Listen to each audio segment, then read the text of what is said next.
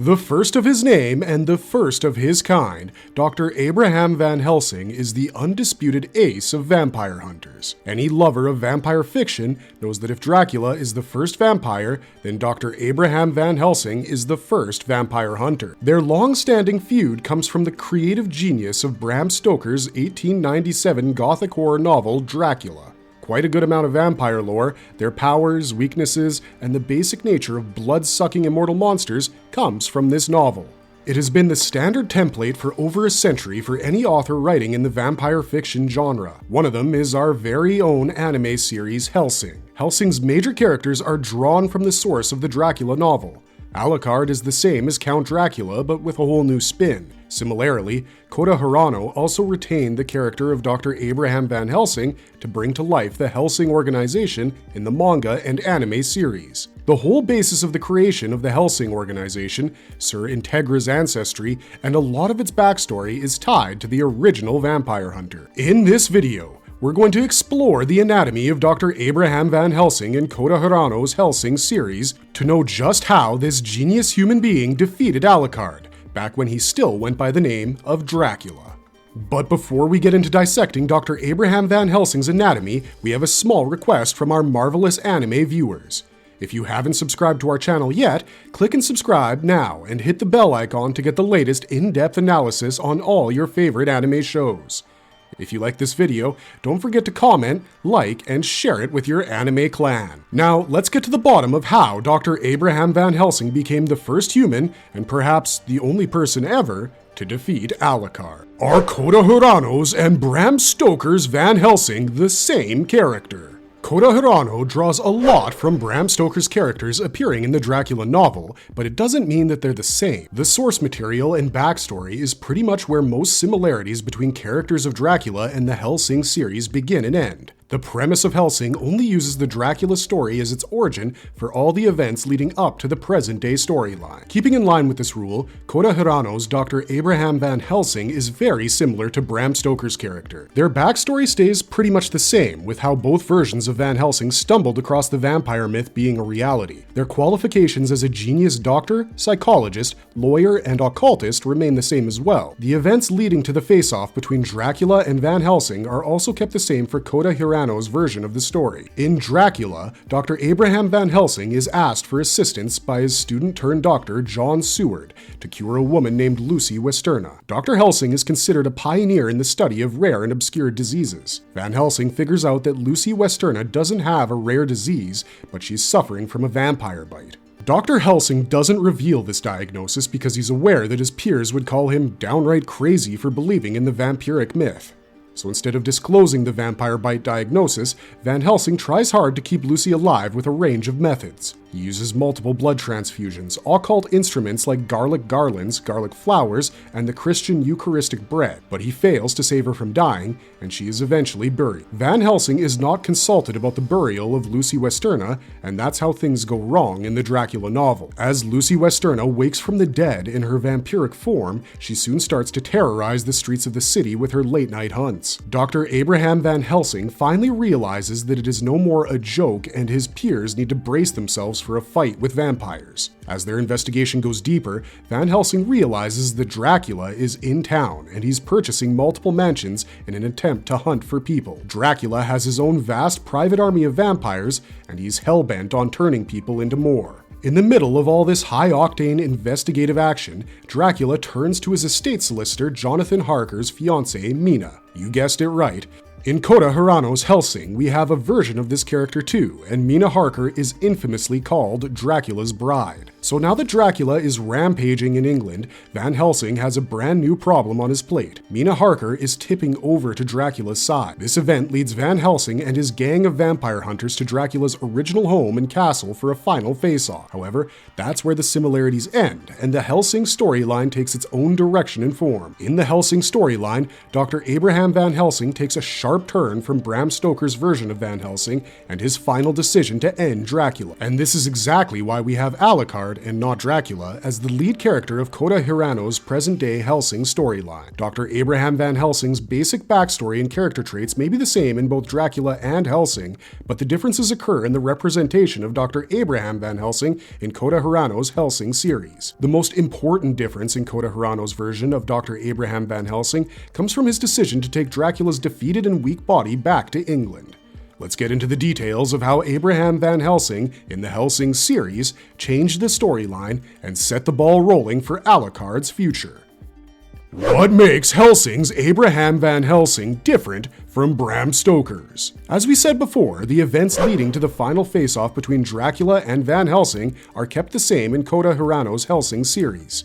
But in the final moments of the fight between Dracula and Van Helsing, we get a very different ending in the Helsing storyline. Kota Hirano uses his artistic license with the story here. Unlike the original Bram Stoker Dracula story, Kota Hirano's Abraham Van Helsing makes a different decision altogether. Kota Hirano's Van Helsing fights Dracula to his dying breath and even loses a man as they try to weaken the vampire. Van Helsing and his troupe realize that Dracula is too powerful for humans to fight, and the best strategy would be to pin him down and make him weak. The final conclusion of this fight, however, makes Hirano's version very different. One of the highlights of the Helsing series is the revelation that Van Helsing was possibly the only human being who could punch Dracula and make him bleed with his bare hands. But instead of killing Dracula, Van Helsing makes a different call and ships the weak and near-dead vampire back to England. This is the major difference between Bram Stoker's Dr. Abraham Van Helsing and Kota Hirano's Abraham Van Helsing. Bram Stoker's Dr. Abraham Van Helsing kills Dracula by the end of the novel, but in Kota Hirano's version of the event, Abraham takes Dracula's body back to England for further experimentation. Over the course of experimenting with the vampire's body, Van Helsing also makes England his home. As for his religion, it would be a surprise for most Helsing fans to know that Van Helsing was originally a Roman Catholic belonging to the Vatican's creed of Christianity. Protestant Christians, on the other hand, are an entirely different sect of Christianity that rejected Vatican and Roman Catholic traditions to adopt a completely different philosophy of Christianity. Hence Iscariot's hatred for them. But how do you explain the present-day Protestant roots of Sur Integra in the Helsing organization? It's left a bit ambiguous by Kota Hirano, and probably with good reason. Bram Stoker's Dr. Abraham Van Helsing was a devout Roman Catholic. He even refused to divorce his mentally afflicted wife after she became insane following the death of their only child. Bram Stoker's Dr. Helsing stays married to his wife because in Roman Catholic Christianity, divorce is as good as damning your soul to hell. And the novel never states if Dr. Abraham Van Helsing married someone else or if he had any other children. For all his charisma and position in society as a genius scientist, Dr. Abraham Van Helsing never abandons his wife, and nor does he have any other children following the death of his only child. In Kota Hirano's version of Abraham Van Helsing, if Abraham Van Helsing remarried after defeating Dracula. It is also uncertain if Arthur Van Helsing and Richard Helsing are the sons of Dr. Abraham Van Helsing or if they are his grandsons. However, it is safe to assume that it was Dr. Abraham Van Helsing who settled in England and converted to Protestantism by joining the Church of England, and then having his bloodline extended via surrogacy or some other means if he didn't remarry.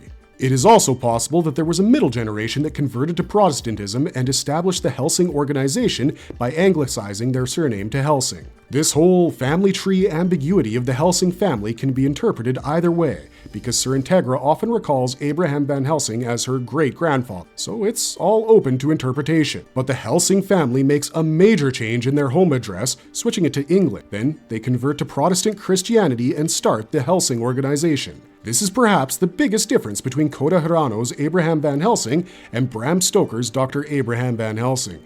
But hey, that's why Helsing is Helsing, and not another adaptation of Bram Stoker's Dracula. The second major difference in Abraham Van Helsing comes with his appearance in Kota Hirano's Helsing series. Bram Stoker's Dr. Abraham Van Helsing had just one standard look and attire mentioned throughout the novel, and you will usually see him in this one attire throughout any Dracula adaptation. But as for Kota Hirano's Abraham Van Helsing, his appearance keeps changing throughout the series. The attire is more or less a classic trench coat look, but the colors of ties and coats keep changing with every appearance he makes in the series. Towards his last appearance in the series, Abraham Van Helsing is also shown to be balding due to old age. So you could pretty much say that both versions of Abraham Van Helsing are similar, but also drastically different. Let's take a closer look at the final moments of Kota Hirano's version of the fight between Dracula and Abraham Van Helsing to understand the difference in Van Helsing's anatomy in the Helsing series. How did Abraham Van Helsing defeat Alucard the first time around? To credit Abraham Van Helsing as the first human being who defeated Alucard is true, but there are many behind-the-scenes factors that we should consider first. It might have been Abraham Van Helsing who fought Alucard to his knees, but it was in fact a team effort in the end. Abraham led a team of fighters to confront Alucard when he was still the Dracula. And here is where you need the right tactician leading the assault. That tactician was the genius Abraham Van Helsing. Right from the moment Alucard, as Dracula, set his eyes on Mina Harker, just like in the original Bram Stoker version, Van Helsing uses all his intellectual capabilities to track down the vampire. He devised a method to take him down step by step. Firstly, Abraham Van Helsing realized that he was running short on time to save Mina Harker, as she had just been turned into a vampire by Dracula. Abraham figures out that since Mina Harker was chosen by Dracula out of attraction and a desire to make her his vampire servant, she shares a connection to Dracula's power. With hypnosis, Abraham Van Helsing uses Mina Harker and her telepathic connection with Dracula to figure out his next location like a tracking chip. After finding out the new location of Dracula, Abraham Van Helsing and company follow him there, but they only attack Dracula closer to dawn. This is a strategic move, as vampires are creatures of the night, and Abraham Van Helsing uses this to his advantage by forcing Dracula to fight when it's close to dawn. This move definitely makes the vampire weaker, and function on a disadvantage that works in the favor of Van Helsing and his men. The final face-off, however, was a team effort, and right from John Seward to Quincy Morris, everyone put their best foot forward to make Dracula weak. Quincy lost his life, but enough damage was done to Dracula with a Bowie knife stabbed through his chest. This just helped Abraham Van Helsing get to the final assault on the vampire, where he incapacitated Dracula and stabbed a wooden stake through his chest. Before using the wooden stake, Van Helsing had blessed it with verses from the Bible and then used it to almost full effect. Van Helsing's blow could have killed Dracula in an instant. Instead, it was just enough to keep Dracula alive in a very weak state. Dracula was weak enough for Abraham to transport his body to England and turn him into our favorite true vampire, Alucard. Though Abraham Van Helsing is a human, his strengths are just above an average human's. He was so physically strong as a human being that he could punch and make the Dracula bleed even before the vampire was weakened. This is one of the few instances that Alucard fondly remembers from his life before becoming a Helsing killing machine.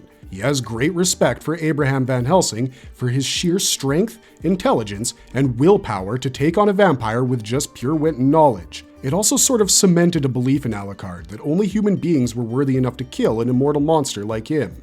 So, anatomically speaking, even Alucard was a little weaker during his initial days as Vlad Tepes. Alucard's body, his new superiority, and powers got a major boost due to Van Helsing's upgrades. This alone goes to show the intellectual and unique human anatomical superiority of Abraham Van Helsing compared to every other human character in the Helsing series. Is Alucard bound by blood to serve Abraham and his descendants? The Alucard we see in the Helsing series is an all-powerful true vampire, and perhaps the only one of his kind. But as we have established in this video, he started out as Dracula. And if it wasn't for his encounter with Dr. Abraham Van Helsing, he might have pretty much stayed in his Dracula form. It's no secret that Alucard owes a major part of his enhanced supernatural strengths to the experimentation done on him by the Helsing organization. Abraham Van Helsing didn't just ship old Dracula's weak and defeated body to keep him as a pet or in a museum for monsters. In Kota Hirano's storyline, Abraham Van Helsing acts more like a catalyst visionary who thinks about the future of the world. He makes an assessment that maybe Dracula isn't the only supernatural monster hiding in plain sight. He realizes that there might be others like him who can wipe out humanity someday. With this horrifying vision, Van Helsing uses his intellect to re-engineer Dracula's body. This is how Van Helsing created a powerful weapon for future generations to fight the threat of monsters. That's why Abraham Van Helsing gets to work on enhancing Dracula's anatomical strengths to create an even greater version of Dracula that we know today as Alucard. Abraham and his peers did many procedures and studied the vampire anatomy firsthand. This is how they weaponized Alucard. There are huge differences between the anatomy of Alucard and his prior form of Dracula. These changes were made over the years with the thorough research and vision of Abraham Van Helsing. However, Abraham also realizes that every weapon comes with a liability. You make a nuclear bomb, it's a powerful deterrent. but if it falls in the wrong hands, it's even more trouble. So, by creating Alucard, Van Helsing also realizes the danger of setting Alucard on the loose. He cannot have independence to do just about anything he wants, because we've seen what the no-life king prefers doing in his spare time. This means that Alucard needs to have a small glitch in his anatomy that keeps him bound to his masters at the Helsing organization. If we look at Alucard's undying loyalty and respect for the Helsing organization, it is plain that a lot of it comes from his respect for Abraham Van Helsing and Sir Integra in the present. But there is an inherent tweak in his anatomy that safeguards this loyalty. Respect alone does not guarantee timeless loyalty towards anyone. There are many instances in the Helsing series where Alucard has a lot of respect for other characters in the show, sometimes even for his enemies like Father Anderson. But even then, the moment Father Anderson uses the nail of Helena and turns superhuman, Alucard quickly feels disappointed and loses all respect for the Paladin. So it's safe to assume that Dr. Abraham Van Helsing also saw this flaw of loyalty through respect before he weaponized Alucard for the Helsing organization. Alucard's anatomical changes have given him more powers than his Dracula form. These biological changes have also added a feature that ties Alucard's life to the Helsing organization, quite literally. If anything, the biggest proof of this feature can be seen when Alucard needs the blood of a Helsing family member. Not just any Helsing family member, but a direct descendant of Dr. Abraham Van Helsing. So it's safe to assume that while tweaking Alucard's anatomy, Van Helsing and his peers might have integrated a biological link to the Helsing family bloodline, a link that requires Alucard to constantly come back to a Helsing family member for their blood. He can still drink any human being's blood, but if he has to sustain himself and stay alive, he has to consume the blood of a Helsing family member in some capacity. Simply put, the Helsing family blood is essential for Alucard. It keeps him bound to the Helsing family and organization. It is safe to assume that this hack can also prove fatal to Alucard if he tries to rebel and cut ties from the Helsing organization. The best proof of this comes from the fact that whenever Alucard is hungry, he first goes to Sir Integra for her blood. Secondly, her blood also awakened Alucard when his corpse was tied in a dungeon. When a young Integra finds herself chased by her power-hungry uncle, Integra finds the dungeon housing Alucard's corpse. A bullet shot splattering Integra's blood on Alucard's corpse is enough to awaken the dead vampire to his full blood rage. So, 2 + 2 = nasty. It pretty much implies that one of the reasons for Alucard's loyalty to Dr. Abraham Van Helsing and his descendants comes from a key link of blood loyalty apart from the respect and history that they share. Can Abraham Van Helsing defeat Alucard now? Defeating Alucard will always be a dicey proposition for Abraham Van Helsing to answer in the present. For starters, Alucard in the present storyline of Helsing is not the old Dracula that Van Helsing fought back in the good old days. In the present, Alucard is more than just the old vampire Dracula. He is as good as a highly bioengineered weapon and has a lot of additional powers and perks that we usually see him using in the present, which he didn't have in the past. The best example of this is the use of familiars. As Dracula, the familiars used in the first and final face-off with Abraham Van Helsing were more like hypnotized pawns. They were not the type of soul-based shape-shifting familiars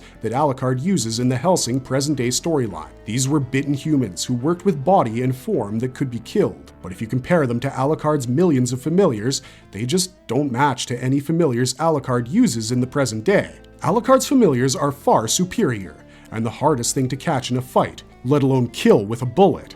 So, with all his upgrades, Alucard would be a near impossible enemy to defeat for Abraham Van Helsing. Yet, this upgraded Alucard fighting Abraham Van Helsing also sounds like a far-off possibility due to the new anatomy given to Alucard by Van Helsing.